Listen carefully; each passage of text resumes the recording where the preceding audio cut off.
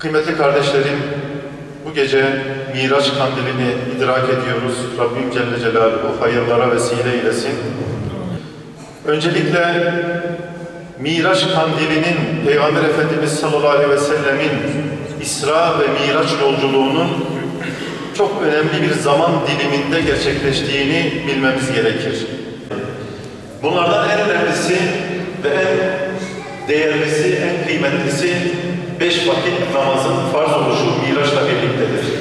Kıymetli kardeşlerim, Müslümanlar olarak kendimiz için, evlatlarımız için, ailemiz için ve bütün toplumumuz için namaza gerekli ehemmiyeti vermemiz lazım. Peygamber Efendimiz sallallahu aleyhi ve sellem buyuruyor. Kim diyor bir vakit namazı hiçbir mazereti yokken terk ederse, geçerli olan, dinen geçerli olan hiçbir mazereti yokken bir tek vakit namaz terk ederse, Yüce Rabbimizin onun üzerindeki koruması kalkar diyor Peygamber Efendimiz sallallahu aleyhi ve sellem. Bir tek vakti bilerek hiçbir mazeretimiz yokken terk ettiğimiz zaman Cenab-ı Allah bizi muhafaza etmiyor, bizi korumuyor. O nedenle Müslümanlar namaza ehemmiyet vermemiz lazım. Peygamber Efendimiz sallallahu aleyhi ve sellem müminin miracı olarak nitelendiriyor. Gözümün nuru olarak nitelendiriyor Peygamber Efendimiz sallallahu aleyhi ve sellem. O nedenle bizler sadece kendimizle yetinmeyip aile fertlerimize de namazın kıymetli, değerli olduğunu, Cenab-ı Allah'a boyun eğmenin inancımızın bir gereği olduğunu benimsetmemiz lazım. Biz madem ki Cenab-ı Allah'a inanıyoruz, ona secde etmeye, alnımızı yere koymaya gocunmamamız lazım. Erinmememiz lazım. Bunun için bir takım mazeretler bulmamamız lazım.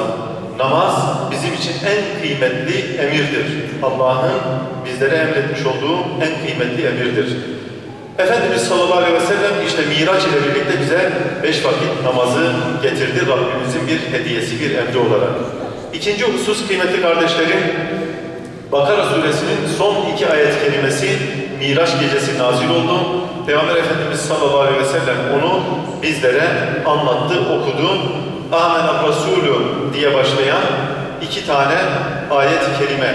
Ve burada bizlere verilmek istenen mesaj, Cenab-ı Allah aslında burada bize sorumluluklarımızı ve zaaflarımızı bizlere hatırlatıyor.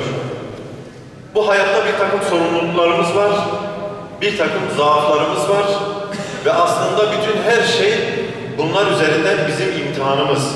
Cenab-ı Allah'ın bizi imtihan ettiğinin şuurunda olarak hareket ettiğimiz zaman, sorumluluğumuzun gereğini yerine getirdiğimiz zaman inşallah Rabbimizin rahmetine, merhametine düçar oluruz. Onun engin rahmetine kavuşuruz. Üçüncü husus ise kıymetli kardeşlerim, yine çok önemli bir hediye Rabbimizden, Peygamber Efendimiz sallallahu aleyhi ve sellem vasıtasıyla iman eden ve tevhid inancına sahip olan herkesin ebedi kurtuluşa ereceği. Bir takım hataları da olsa, kusurları da olsa Cenab-ı Allah'ın o Allah'tan af ve mağfiret istediği sürece, tevbe ettiği sürece cennetlik olacağını ifade etmesi. Kıymetli kardeşlerim, çok kısa 2 cümleyle ifade ediyorum.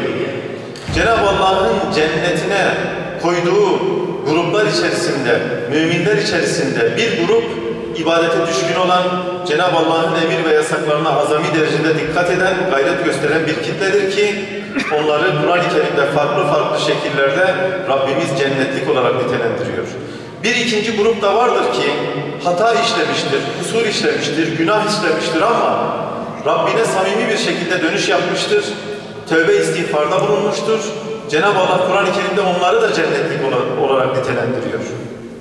Hatalarımız olabilir. Hepimizin var. Kim hatasız olabilir ki? Kusurlarımız olabilir. Bir takım sıkıntılı durumlarımız olabilir. Ama Cenab-ı Allah'a döner ve ondan mağfiret istersek o bağışlayandır, merhamet edendir. Şüphesiz ki onun rahmeti her şeyi kuşatmıştır. Elhamdülillahi Rabbil alemin. وَالصَّلَاةُ وَالسَّلَامُ عَلَى سَيِّدِنَا مُحَمَّدٍ وَعَلَى آلِهِ وَصَحْبِهِ أَجْمَعِينَ وَاعْفُ عَنَّا يَا كَرِيمُ وَاعْفُ عَنَّا يَا رَحِيمُ وَاغْفِرْ لَنَا ذُنُوبَنَا بِفَضْلِكَ وَجُودِكَ وَكَرَمِكَ يَا أَكْرَمَ İlahi, hamdini sözümüze sertaç ettik, zikrini kalbimize miraç ettik, kitabını kendimize minhac ettik, aşkınla gönlümüzü bir karar ettin, sevdir bize hep sevdiklerini, yerdir bize hep yerdiklerini, kulluk edemedik, affına geldik, bizleri affeyle ya Rabbi. Dilediğini aziz edersin, dilediğini zelil edersin, bizleri dünyada da ahirette de aziz eyle ya Rabbi. Ya Rabbel Alemin, ey merhameti gazabından üstün olan Rabbimiz, rahmet ve keremine, inayet ve nusretine muhtacız. Bizleri merhametinden, yardımından mahrum bırakma ya Rabbi. Miraç'la birlikte Peygamber Efendimiz sallallahu aleyhi ve sellemin hüzünlerini giderdiğin gibi, ümitlerini yeşerttiğin gibi bizlerin de hüzünlerini, acılarını, keder ve sıkıntılarını izale eyle ya Rabbi. Ya Rabbel Alemin, ya İlahel Alemin, hata ve günahlarımızdan nedamet duyup tövbe ve istiğfar ediyoruz.